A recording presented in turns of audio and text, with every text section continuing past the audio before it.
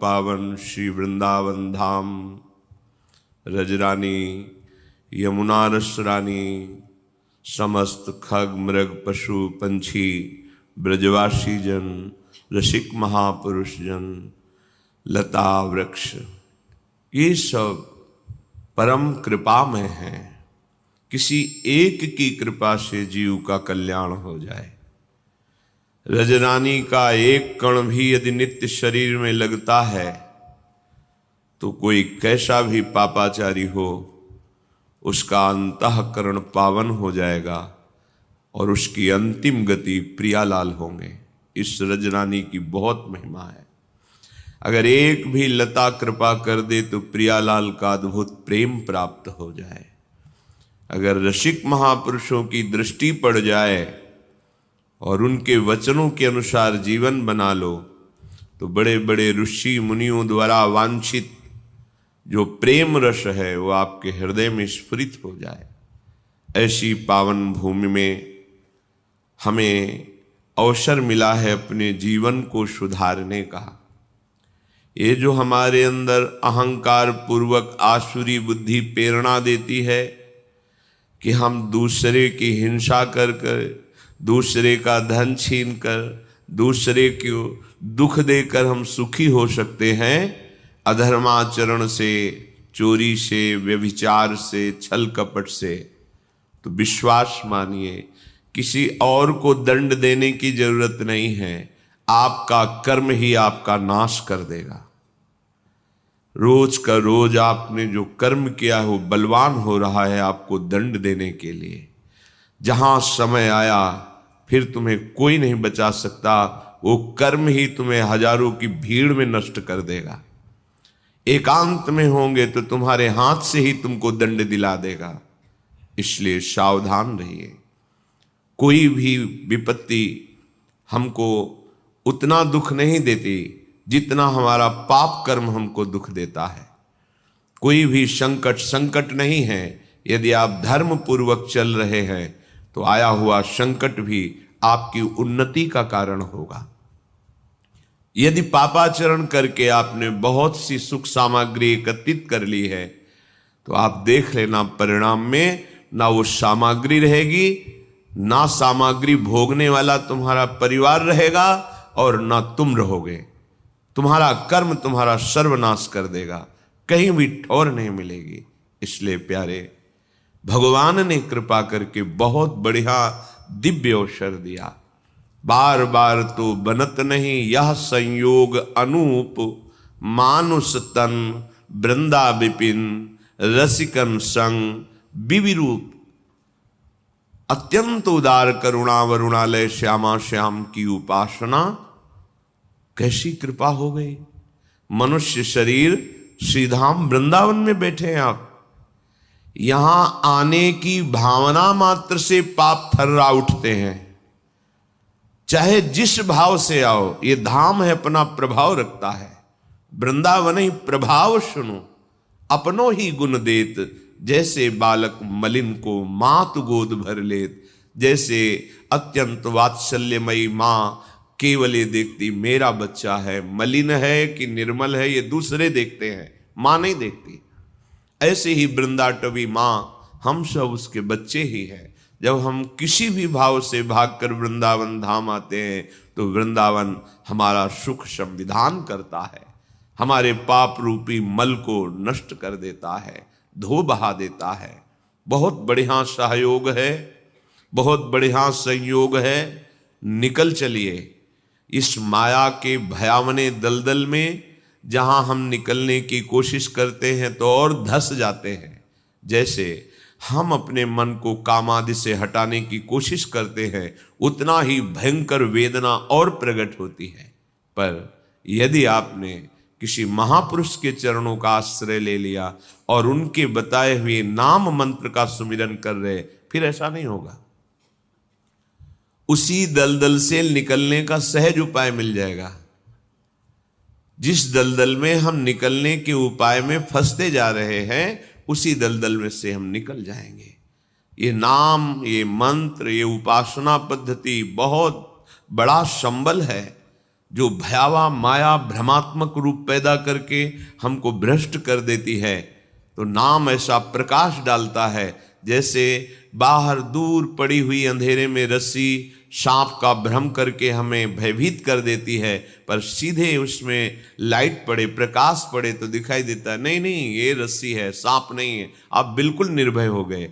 ऐसे ही माया नहीं है, केवल ब्रह्म है, केवल भगवान है, केवल प्रभु है। ये तब पता चलता है जब गुरु कृपा से हृदय में ज्ञान का प्रकाश होता है, तभी वो निर्भय, निश्शोक, निश्चिंत हो जाता है, क्योंकि सारे कर्म बंधन उसके छिन्न भिन्न हो जाते हैं और वो परमानंद में डूब जाता है। इसलिए बिल्कुल प्रमाद करने की आवश्यकता नहीं। ये 4 बातें सत्संग में आपने सुना भी है, पुनः हम बता रहे हैं कि आप कृपा करके कभी मत कीजिएगा। पर स्त्री का गमन मत कीजिएगा, मांस मत खाइएगा, शराब मत पिएगा और किसी भी विधान से जुआ मत खेलिएगा।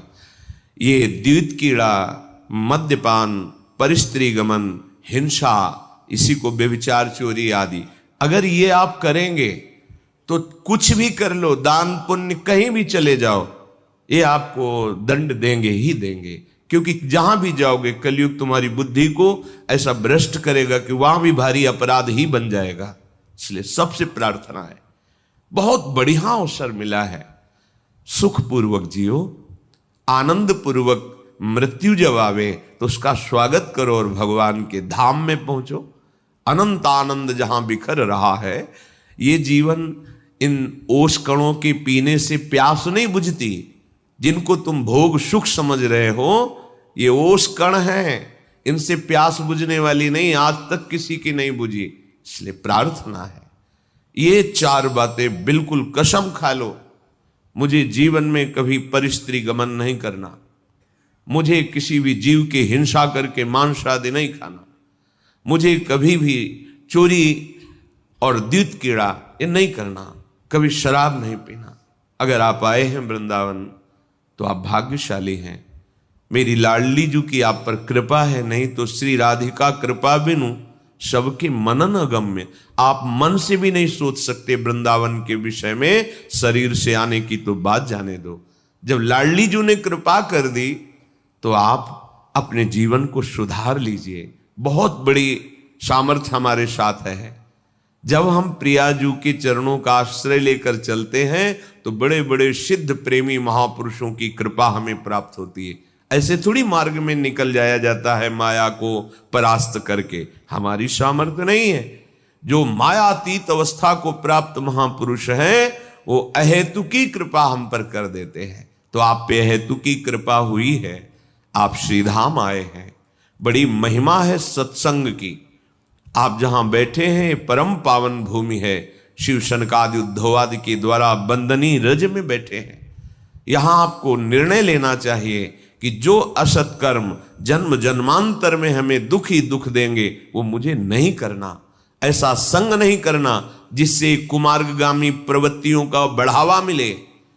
वो हमारा दोस्त नहीं है, वो हमारा शत्रु है जो हमें सतमार्ग से भ्रष्ट कर दे। लोगों की धारणा बन गई है कि धन ही एक सुख का साधन है, चाहे जो कुछ करो, दिमाग में बैठा हुआ है। कुछ भी सत्कारिक भी करो तो उसका परिणाम धन मिलना चाहिए। कितना आया, कितनी प्रॉफिट हुई, बस आप विचार पूर्वक देखिए। पहले धर्म है, फिर अर्थ है, फिर काम है, फिर मोक्ष है। अर्थ यदि धर्म पूर्वक है तब तो मंगल करेगा, आपकी कामनाओं की पूर्ति होगी और वो कामनाएं मोक्ष मार्ग का अवलंबन करेंगी। ये सिद्धांत है। धर्म, अर्थ, काम, मोक्ष। जो कामोपभोग है वो यदि धर्म के द्वारा कमाए हुए धन से किया जाता है तो उसका मन धीरे धीरे संसार के राग से रहित होकर मोक्ष मार्ग का अवलंबन करता है। लेकिन धर्म को छोड़ दिया, केवल अर्थ, तो फिर काम पिशाच की तरह चढ़ जाएगा और तुम्हारा नाश कर देगा। देख लो, आंख खोल के देख लो, जो केवल धन के पीछे पड़े हैं तो उनका अभिमान इतना बढ़ जाता है कि वो सर्वनाश स्थिति को स्वयं वरण कर लेते हैं, अर्थात स्वयं ऐसी दशा में पहुंच जाते हैं जहां क्लेश, अशांति, भय, शोक आदि है। इसलिए धर्म सबसे बड़ी वस्तु है। जो संत महापुरुषों ने, शास्त्रों ने विधान किया है उसे धर्म कहते हैं, और जिसे निषेध किया है कि ये नहीं करना चाहिए उसे अधर्म कहते हैं। धर्म के पालन करने वाले के जीवन में ऐसा नहीं कि विपत्ति नहीं आती, संकट नहीं आते, रोग नहीं आते, ऐसा नहीं है, आते हैं, पर उनको सहने की सामर्थ्य मिलती है और आगे नहीं आएंगे।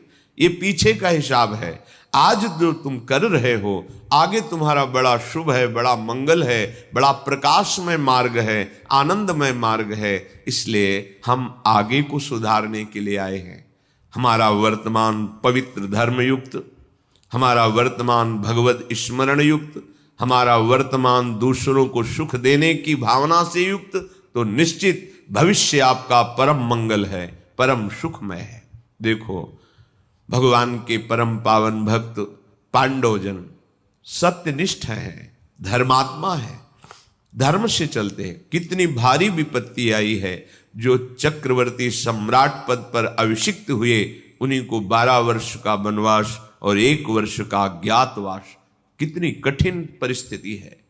भयावह जंगलों में जहां कोई सुविधा नहीं है वहां जीवन व्यतीत करना है। और ऐसे सुविधा में रहने वाले सम्राट पद में जो हैं उनको कौन सी सुविधा दुर्लभ है। जिनके मित्र भगवान श्री कृष्ण हैं, जो सत्य को स्वीकार करके धर्म में आचरण करते हैं, उनके जीवन में ऐसी विपत्ति, तो अपने लोग तो विपत्ति लायक ही हैं। इसलिए विपत्ति में कभी घबराओ मत। यदि विपत्ति में धर्म का त्याग कर दोगे तो फिर ठीक नहीं रहेगा। संकट आया, विपत्ति आई, दुख आई तो और धैर्यपूर्वक उसको हमें सहना है और अपने भगवत चिंतन को, धर्म को नहीं छोड़ना है, तो आगे बड़ा मंगल होगा।